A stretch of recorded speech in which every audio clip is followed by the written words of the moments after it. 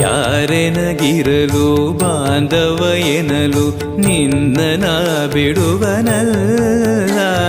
ಸಲಗುವ ದೇವರು ನಿನ್ನೊಳಗಿರಲು ಚಿಂತೆಯ ಮಾತು ಇಲ್ಲ.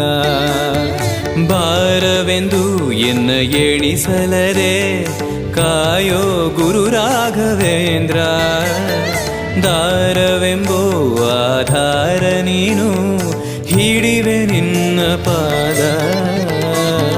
ಪೂಜ್ಯಾಯ ರಾಘವೇಂದ್ರಾಯ ಸತ್ಯಧರ್ಮರತಾಯ ಚ ಭಜತಾಂ ಕಲ್ಪವೃಕ್ಷಾಯ ನಮತಾಂ ಕಾಮಧೇನವೇ.